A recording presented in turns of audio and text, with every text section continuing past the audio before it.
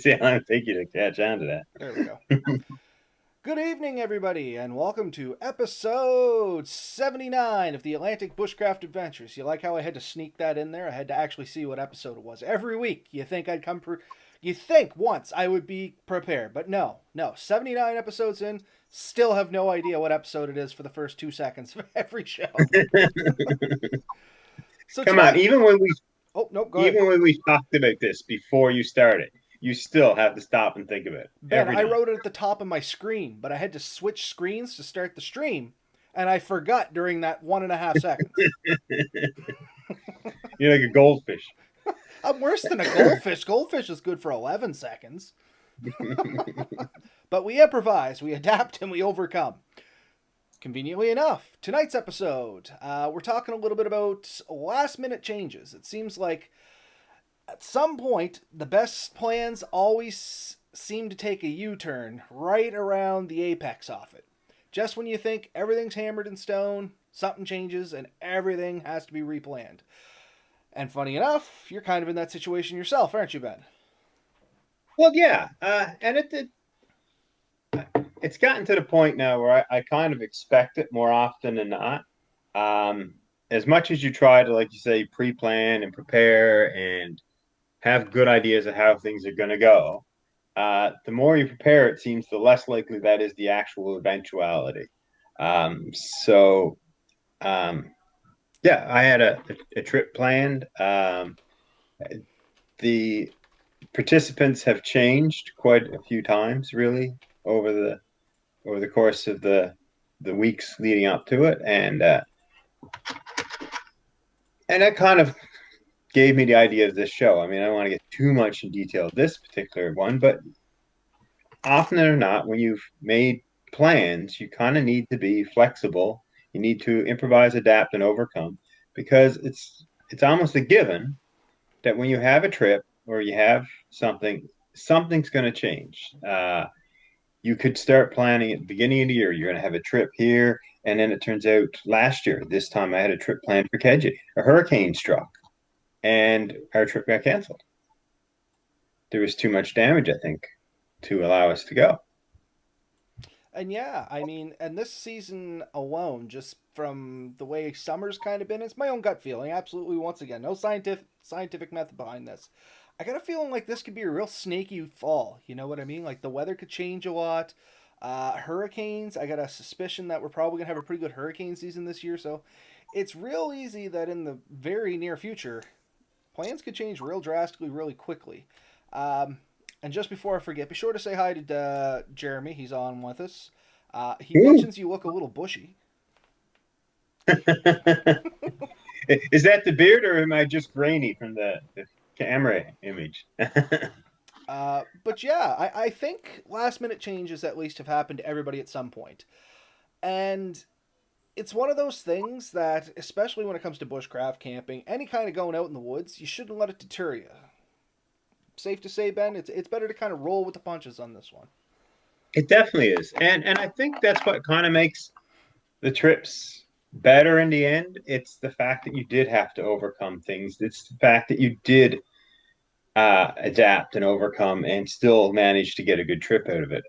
Some people will quickly give up on that. They're like, oh, I had planned to do this with this person at this time and this location, and all of a sudden the person and the time and the location all had to change a little bit. And they'll get frustrated enough, they'll stop. They'll give up on it, say, I'm not doing it.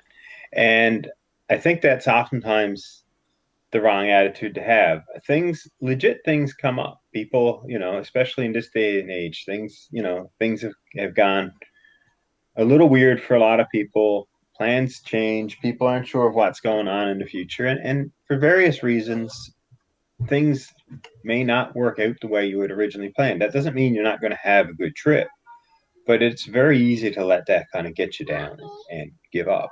Um, so what we really want to think about and talk about is like, how do you do that? How do you prepare for that? And I think that comes down to being very open to the idea, more so than even supplies and gear and all that. I mean, all that is kind of important, um, But I've only done a couple of trips this year, unfortunately, just because of everything. And every trip, we had plan A early on, and it definitely ended up being a plan B, C, or D by the time it happened. The last trip with Jeremy, we had actually a different location in mind. And then as the trip approached its time, we kind of realized the place we were going to go was probably going to be a bit more crowded. There was some other locations that we wanted to try out.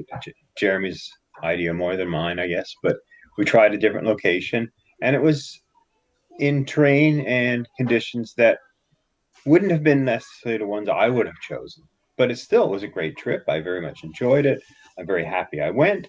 I think I would have been very upset with myself had I not gone and not had a chance to experience something that I wasn't really prepared. But as it was, it meant that a lot of my gear changed. I had gone in with the intent to take one set of one tent, and I realized that this new location was going to be physically virtually impossible to set up this type of tent. So I chose a more freestanding tent.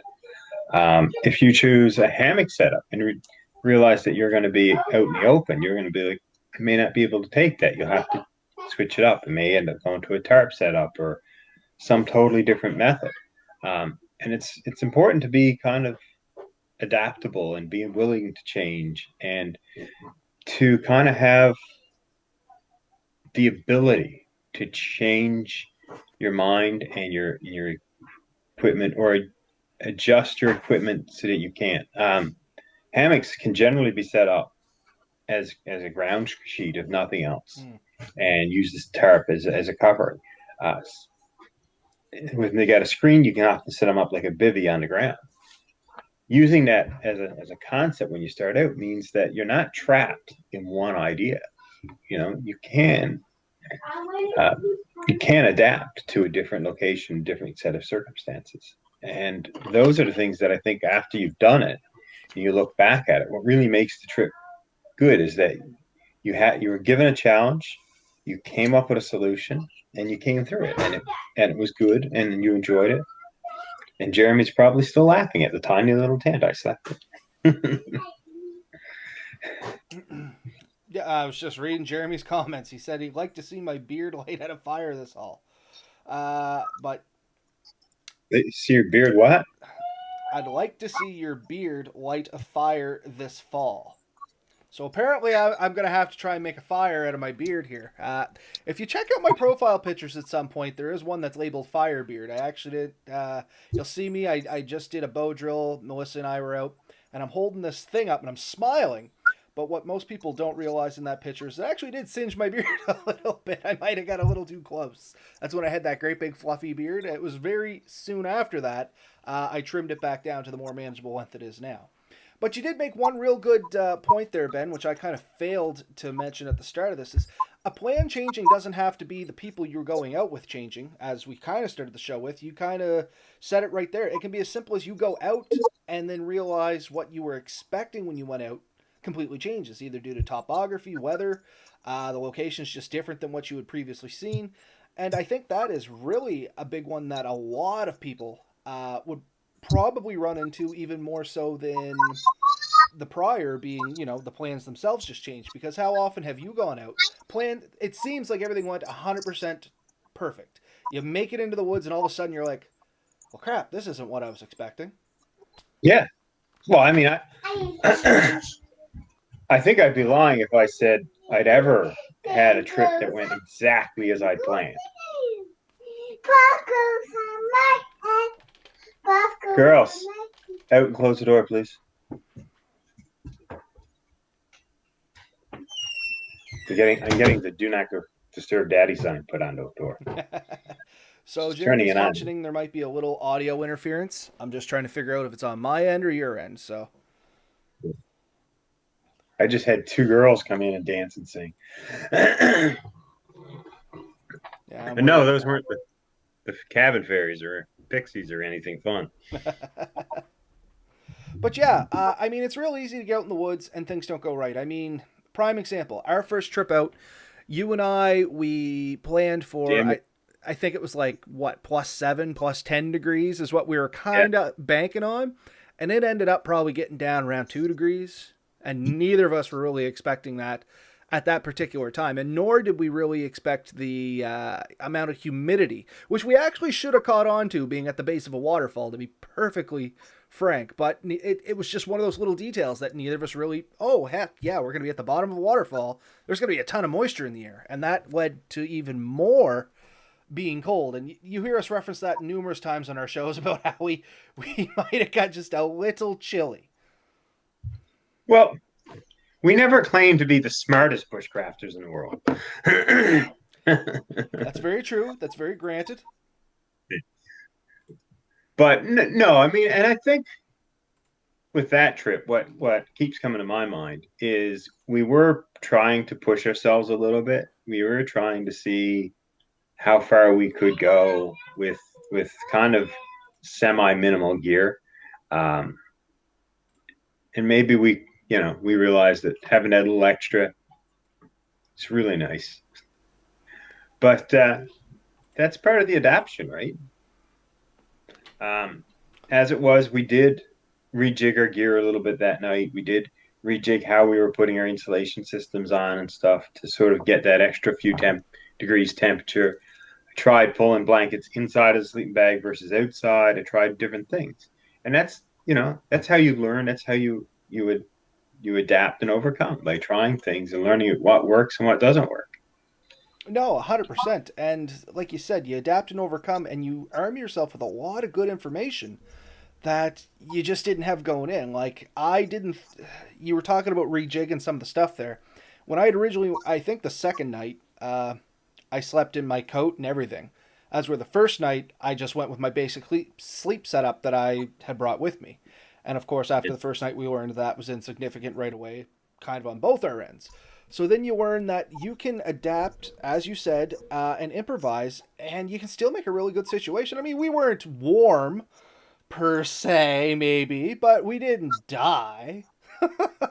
I mean, the second Yeah. night, truth be told, we ended up staying up later than we did the first night, just kind of chit chatting around the fire. And I mean, that was worth its weight in gold. We that was the first time you and I had gone out together doing Yeah. bushcrafting stuff, so we got to learn a lot about of each other. We told some great stories. We're into a little bit about our past experiences, a little bit of our upbringings, and we found we had a ton of commonalities. Yeah. It's actually probably one of the reasons we get along so good now is because we did have that time, and it was all because something didn't go to plan.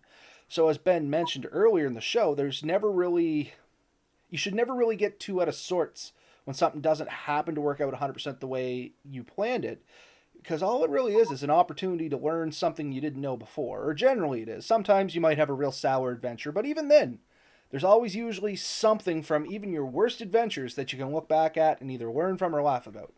Would you not say, Ben? Oh, for sure. Definitely. Like I said, I mean, every trip, every time I've planned a trip, something's changed, something's been had to be adapted. Gear I wanted wasn't available. Gear I'd ordered sometimes didn't show up on time, or gear that I had taken failed. I mean, that happens. And sometimes it's just learning how to fix or repair or improvise that repair.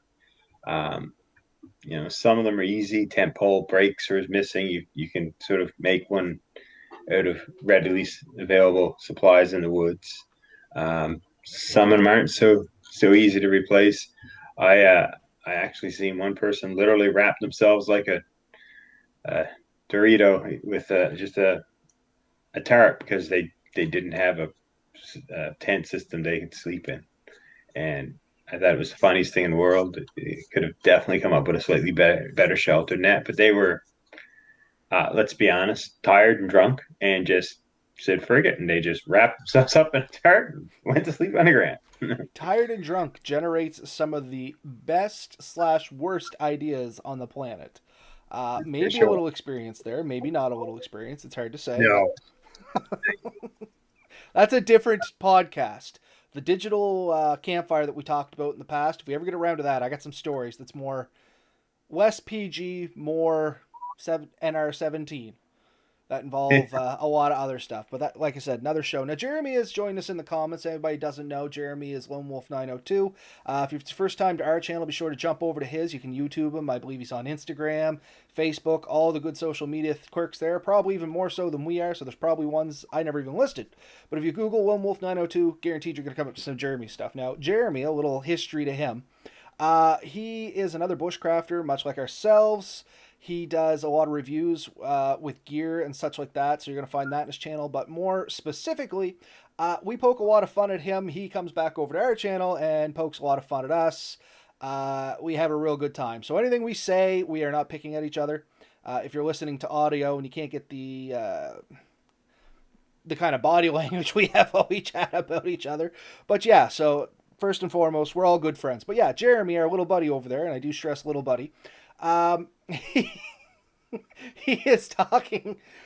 He wants us to talk a little bit about the deep fried turkey adventure, which was kind of a whole.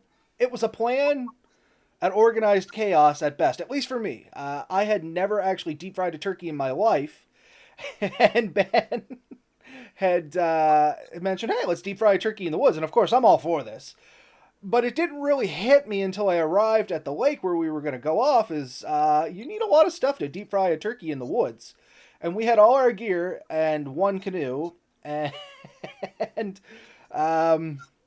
yeah, it was just one of those things I had not prepared myself for at all. I mean, I don't regret it, much like yourself. It was a great experience. I'd do it again.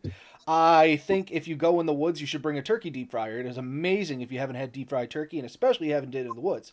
But it is not ultralight by no, any means. and that's the thing. I was not prepared for that. I mean, we're still friends, Jeremy. You know I love you, but but it was something I was not ready for at all. I knew you kind of had to boil, like deep fry it in a pot, and for some reason I had it in my head. Oh, we'll just do that over a fire. And once Ben started bringing all the equipment, I'm like, you know what? That was probably a real good idea to bring the propane burner, because I probably would have set the woods and myself completely ablaze if I had have attempted this on my own. And I learned a lot from this experience. But we had a few little hiccups, nothing major, balancing the weight a little bit. But I mean, we caught on to that pretty quick. The weight itself was kind of an issue, but we lucked out right where we kind of landed. We didn't go very far in. We had a great setup there.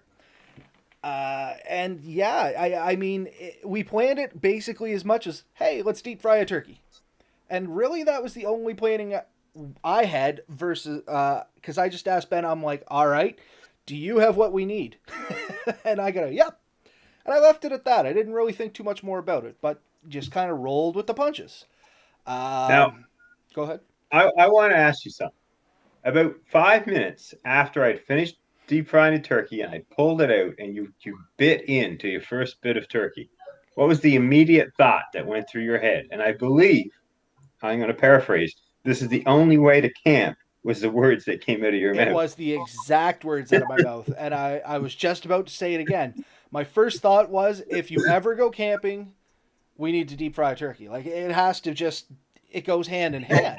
It was the best thing ever in the woods. I mean, we had taken, we had shot the hammock video. If you go and look on our YouTube channel there, we have the basics of how to set up a hammock. This is when I was starting to get into hammock camping a little bit more. Ben was a little bit more knowledgeable, still is.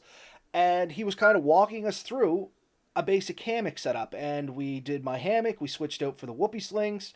We talked about the proper angles and straps. Like, it's a real good video if you haven't checked it out and you want to look at some information on setting up a hammock. Ben does a great job of labeling it out and made it simple enough that I could figure it out.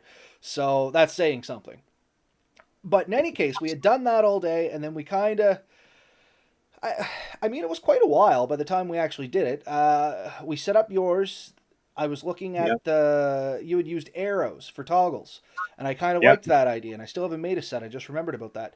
And we just kind of said, all right, let's do the hammock video. And I mean, the video itself is only, I think, 30 minutes, but it might even be less than that. Realistically, that took us I'm going to say an hour and a half to shoot.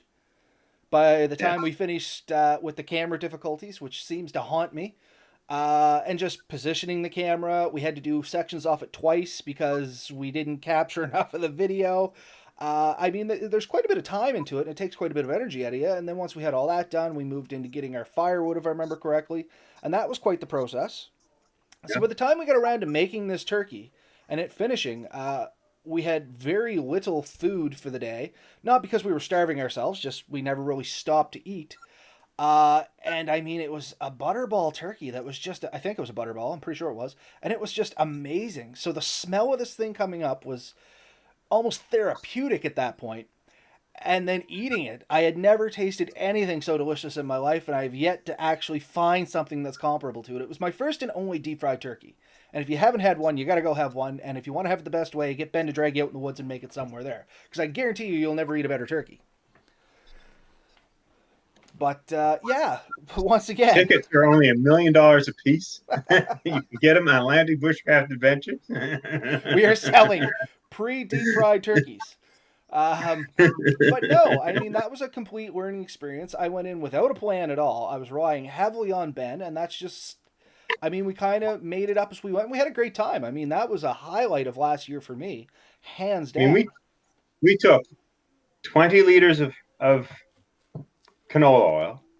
We had like a stock pot size thing to cook it in. We had the tea star to lower it in. We had the turkey itself. We had all this stuff in the middle. Like it took up half the canoe, really. Oh, And at then it was least. me and you, and then our camping gear. And the thing was pretty full. And like I said, I mean, it was a lake I'm very familiar with. And the area we stopped was an area that I had scouted in the past. So I kind of knew that we'd be able to get in there and get out. But we really hadn't sized up anything past the shoreline. And it was like a park, and it was beautiful. And we set up the whole deep fryer actually quite a ways away from the camp because I knew there was a lot of coyotes and stuff in the area. And if anything's going to drag wild animals into your camp, it's the smell of the deep fried turkey, I tell you. And we never did see any. No, we didn't. So, Jeremy, just what I'm laughing about here is never rely on Ben. Dear God, I'm glad you're still alive. So, this is the ribbing that I'm talking about that goes on back and forth. But no, we never. He says that, but I'm going to tell you, Jeremy does rely on me. He knows that every time he goes to the woods, if he gets lost, the first call that he's going to make is to Ben. Like, Never PO the guy that's going to come look for you. Um, I think we actually seen some coyote scat maybe when we were out too. I oh, can't remember probably. now. Yeah, I think we did. And the other thing that we came up with, kind of rolling with the punches, was how do we preserve all this meat after the fact? Because it was a fairly large turkey. And oh, Ben and I are both pretty good sizes. We could not eat an entire turkey in one sitting. I do believe when it was all said and done, we had supper, we had breakfast. I think we picked at it for lunch, and you still had like a container full to go home with. Yeah. And so it was a lot of turkey, and we kind of once again we are just finishing up eating. We both kind of look at each other and we look at this turkey and go, "Okay, so what now?" And we did come up with kind of an okay plan. It's not that I would recommend anybody else potentially recreate it because there was some risks involved, but basically we used the lake as a refrigerator. It worked out fine. You know what I mean? Just Yeah. happened to So be. Oh, go ahead. we stored all the turkey back in the pot. We had cleaned the pot up. We stored it all in it, and then we put a rock on top of it to keep it into the lake so it didn't float away because honestly, a stock pot pretty well floats. And yeah, the cool lake, which was only a few degrees, which should be similar to what the average refrigerator is at that time of year, um, kept the turkey decently chilled very efficiently. So that was the best method we had at that time because that was late in the fall. That was October time frame, I believe, was it Yeah, not? I think that was in October, so everything was cooling down. And like I said, once again, we don't recommend anybody do that as a viable way of keeping meat. It was cool in the year. We took the calculated risks, like no water got in. We made sure of that. There was potential if it rained or something like that, the water could rise and our pot would have floated away. Like there was 100 things that could have went wrong. It just happened to work out for us, and I mean it worked out rather well too. So, but yeah, once again, just kind of rolled with the punches. You know what I mean? We both had kind of cool. Well, we didn't really have cooler bags. We had food bags, I guess, which was the problem. That was the best we could come up with. Um, that was also the trip where we tested out both our new sleeping uh, bags. That's You right. got your new. Uh, That night, I don't think either of us got chilled. oh my goodness, I was hot was the problem. Both of us learning from our previous experience might have but we didn't have any more weight. I was actually lighter packed going on that adventure than I was going on our first adventure.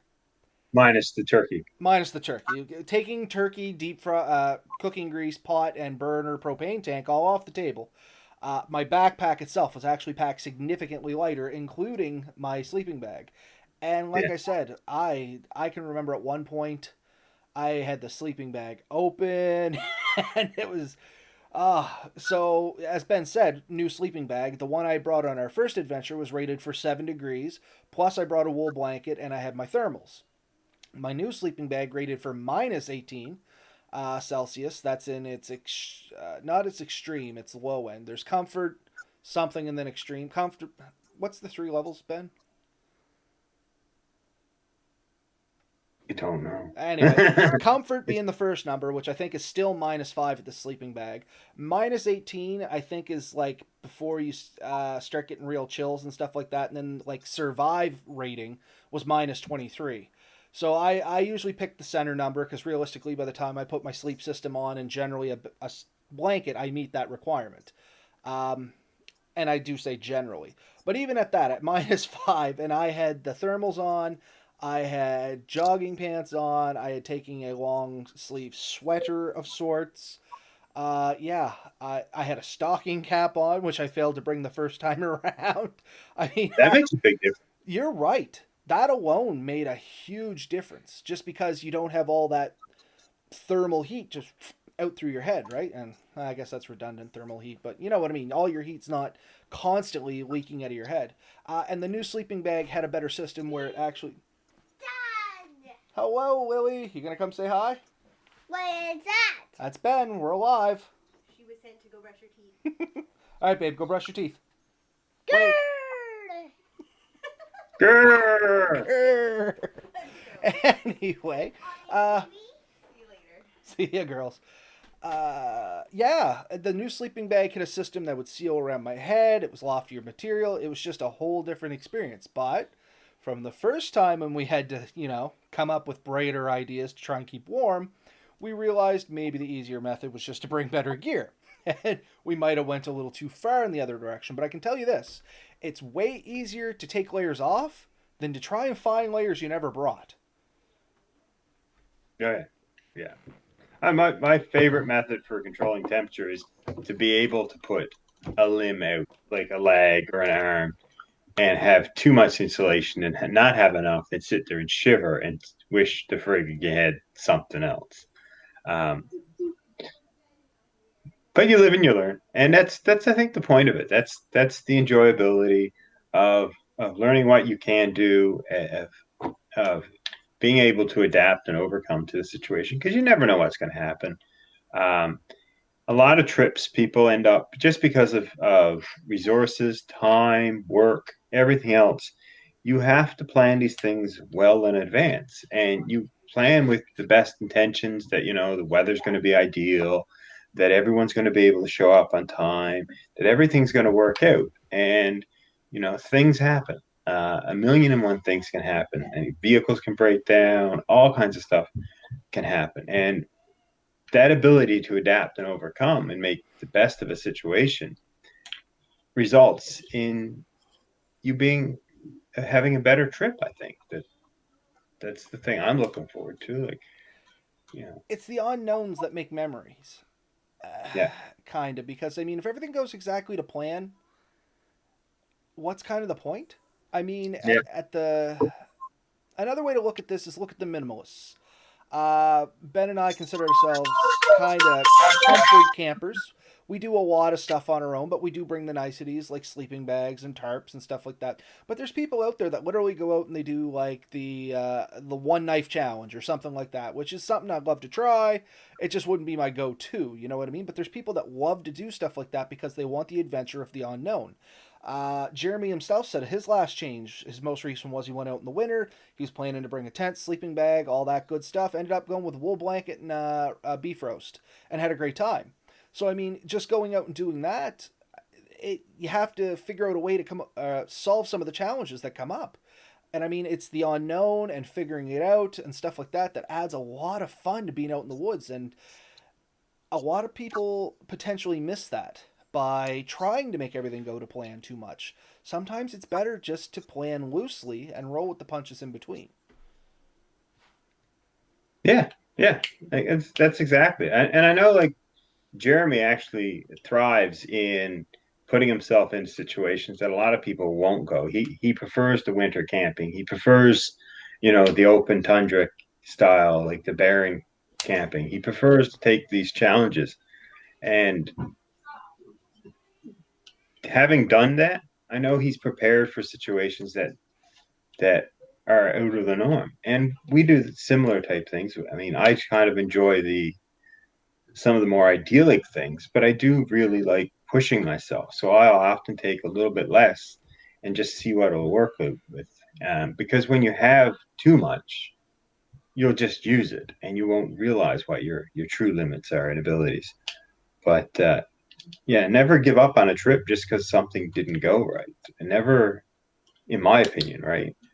Uh, that's what's going to make it the real trip. That's what you're going to remember. You're always going to remember that time, you lost your paddle partway through a trip and you figured out how to jury rig something up to get yourself out, right?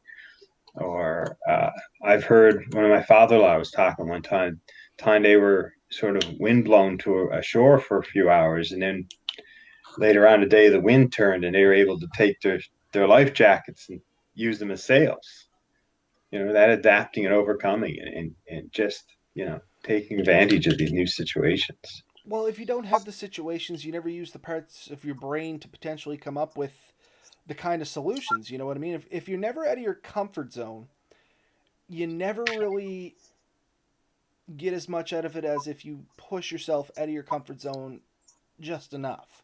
If that makes kind of sense. Like, you don't need to go to the extreme unless you got some backing behind it. Like, I wouldn't recommend the first time camper try to run out in the woods and sleep during the winter with a wool blanket. Ben had a little experience, or not Ben, Jeremy had a little experience behind there. He had previous experience to get him ready. He knew his limits. He knew if something went wrong, he probably had a way to pull out. Yeah. You know what I mean? Like, anytime we take risks like that, it's always calculated. And we recommend, of course, that to anybody out there listening. We are advocates for safety at the very minimalist stuff. And don't think that's how you have to go out and enjoy every single time you go out. Much like Jeremy, when I was younger, I used to try and go out and push myself as hard as I could in the woods. As I got older and maybe a little fluffier, I preferred a little bit more of the creature comforts, like a hammock. I used to be big on going out and making my own shelters, my own sleep systems, and stuff like that. But frankly, I just can't stand sleeping on spruce boughs a whole lot anymore. I know if I had to, I could do it, and I'm happy with that. And occasionally, I get ambitious and I might make the shelter, and I think we talked about this last time. I may not use it to sleep in, but I mean, I keep the skills up on how to do it. I knew if there was something that came up, I could do it and I could survive it. It just doesn't necessarily mean I want to do it all the time or at all if I can at all help it. But Well, yeah, every time you go out, it's a different experience, and you can make that as much or as little of a challenge as you want in whatever area you want. I tend to like a shelter and sleep system that I can just crawl into, have a decent night's sleep, and wake up. yeah, I agree. A great night's sleep really is important. Uh, Honestly, if you don't get a good night's sleep, it does make the next day and the day after harder. And so that's why we enjoy those comforts. But the ability to know that you can do without the ideal shelter, without the ideal circumstances, and adapt and overcome. And that confidence adds to the enjoyment. That confidence that because you know that you could survive if your hammock failed on a multi-day trip and you could still get through it. That means that you're not out there worried that you're dependent on that one piece of gear. That you enjoy the piece of gear, you relish what it gives you and the advantages, but knowing that you can adapt and overcome does add to that comfort. But yeah, that was kind of the point of today's show. I think is just to talk about not letting the little things get you down, not letting that end your trip, or um, try different things. And it doesn't hurt to have those backup plans available. I mean, the trip I am doing this weekend, me and my wife are considering having extra gear in the vehicle. And if worse comes, because we're out for 3 nights, if worse comes to worse, we can always go and switch out gear. We can go back. Mm. We are going to be uh, within the day. We could go get back to our vehicle and back to camp. So we could do a day trip back if we had to. It wouldn't be ideal, but it's doable. So we are actually thinking of leaving hammocks and underquilts in the vehicle in case we aren't overly happy with our tent setup that we're taking. Yeah, and that's kind of rolling with the punches there. I'm just reading a comment here from Jeremy, and I just want to interject a little bit because it might be a technical thing. And a pleasantry to yourself. He said, Ben, put your mic 3 buttons lower. Jeremy, is he coming in a little too loud? I might have a squelch up a little too high on my end. But the nice one on that is he says, P.S. You're beautiful. Are you blushing, Ben? Yeah, I know that. I know that. Him amongst everyone is a little obsessed with me, and it's just, it's sweet. But much like Ben said, don't get hung up. Yes, very loud. All right, there, Jeremy. Tell me if that's better on Ben's side. Uh, don't sweat the little stuff. I mean, I might be too much the other way. To be fair, I plan very loosely and kind of roll with the punches in the middle. That's just how I like to do things. I like the challenge. I like the adventure. I mean, you got to find your comfort zone in there, but don't be scared to kind of let some unknowns float in. It adds a lot to your experience, if I say so. Like, I think that's kind of what we've been saying this whole time. Yeah, I agree. I'm just checking my mic settings. Yeah, I turned you down on my end too. I took you down probably 1/3. So, like I said, I I had don't the think squelch up a little higher. I don't have a lot of control here. Uh-oh. Oh, what is that? Are we gonna have Jeremy on the line? No. Did you Ah, want Jeremy? I, I think I know how to do that. one of these times we are definitely gonna have to get Jeremy on. Actually, we should. We did a three-way call back with fishing with Gary. One of these times, if you're listening there, Jeremy, one of these times you should come on with us, and we'll just, chew the fat, shoot the breeze, if you will. There's other things I could say, but they're not PG. And we do try to keep everything as PG as we can here because we want our audience to be as large as possible. Potentially, if we bring Jeremy on, that could all go out the window. We don't know because we could get rowdy. There's potential for that, but I'm willing to take the risk if you are, Jeremy. There's nothing large about Jeremy. I mean, Jeremy up to 4 foot yet? I'm not I'm staying out of this one. I already made my 2 digs tonight. I'm good. But anyway, I think that's kind of the whole topic covered tonight. We had some input from Jeremy. Um, Alan, of course, joined us. I think that's all that joined us live here tonight, even though there said there was 5 people watching at some point. Tisk tisk, you people out there, you should be joining in. But anyway, yeah. So long story short, don't sweat the little stuff. Roll with the punches. I think that sums it up for me. What about yourself, Ben? Yeah, no, that's exactly it. Roll with the punches, get out there, enjoy things. We always say, be careful. Don't take risks that aren't necessary. Test gear before you leave, but it is good to roll with the punches. Be ready for changes. If you have to change location, it's not the end of the world. It doesn't end a trip. It just means it's different than what you expected. And in most cases, I think you'll find it's probably better. It's for the best. Um, I've always enjoyed, not really knowing exactly how it's going to be. That is the adventure of almost any trip is the journey and how you get there. And if it went exactly as you planned, like I said, it wouldn't have the same value. Um, that being said, I actually have a ton of packing to do for my next trip, and I can't wait to get that ready. And maybe we'll talk a little bit about that next trip, but I think we got a few topics to talk about next trip, or next week. Um, Yeah, I think we got So, our yeah. next 2 topics figured out, so be sure to stay tuned for those. And good outdoor trio podcast. And you know what? I would love to do that, Jeremy, if we can figure out somewhere all 3 of us can go. We'll just broadcast live from one of the cell phones or something like that. That could be a blast. Okay, stay tuned, everybody. Maybe we'll cook something up here. October was potentially a month we were talking about at some point anyway. But in any case, for me, that's it. It might be November. Yeah, doesn't matter. We'll go any time of the year at this point. I think we're all pretty well equipped. But yeah, so that's it for me tonight. Everybody have a good night. We're going to let Ben get to packing because I know you do have quite a bit to do. Yeah. Okay. Talk to you later, guys. Night, everybody.